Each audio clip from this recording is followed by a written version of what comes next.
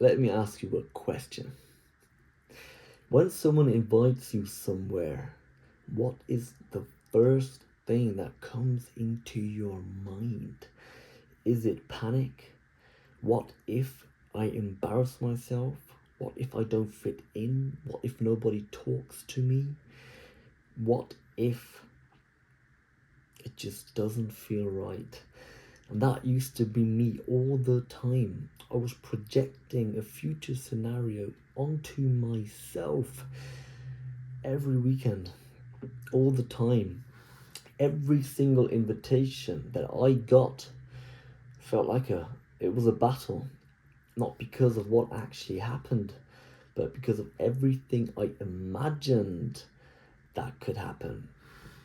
Something changed, not overnight for me, but it was slowly, without me even realizing it. And at some point, I noticed that different thoughts started appearing, and instead of asking, what if something goes wrong?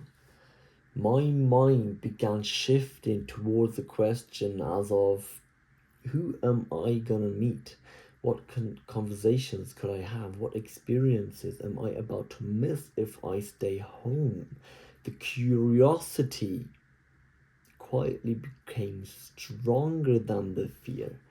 And that's when saying yes became effortless in a way.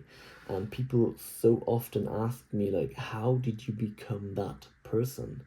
For me, it wasn't confidence, it wasn't pretending, it was building a relationship with myself, a foundation. Because when you genuinely enjoy being you, when you're okay sitting alone, walking alone, thinking your own thoughts, you stop depending on other people's opinion to determine whether you're safe. That became my foundation. And once your foundation is strong, everything built on top becomes easier. How I got there, people usually want one answer. I always wanted one answer, the perfect sentence, the perfect word, the perfect conversation, something that got me a quick fix in a way. But there was never really the quick fix that I wanted. It was hundreds of small decisions. It was going to the gym, walking outside, meditating, reading, being grateful, asking better questions, not only to strangers but also to myself, slowing down, talking to strangers, saying yes to opportunities that genuinely scared the living crap out of me. Little by little, life became bigger in a sense, and fear became smaller. Yesterday, I was invited to a house party. Years ago, I would have spent hours imagining every possible disaster. I had IBS, social anxiety, and I was going down a negative spiral that just ripped the ground away from my feet. Yesterday, I took a shower, put on some music, got dressed, and simply went. Not because I was forced or I forced myself, because I genuinely wanted to know what was waiting for me. Who would I meet? What conversations would happen? What if I discover a street I'd never walked down before? That curiosity completely overweighed that anxiety. The conversations weren't forced that I had yesterday. They flowed naturally. And when I felt ready to leave, I thanked everyone, walked home, and I smiled. Not because the night was perfect, but because I had shown myself that I was capable. That's why saying yes, well, that's what saying yes eventually becomes. It's not courage, it's not confidence, it's more of a habit. It's a new default in a way. The automatic negative thinking slowly disappears. Not because you fight it every day, but because you've given your brain so many new experiences that it finally has another story to tell. That was my story. And I just noted this down when I came home yesterday and just wanted to share the story. So 3 practical lessons for you to comprehend what I just said in this video. Challenge the prediction.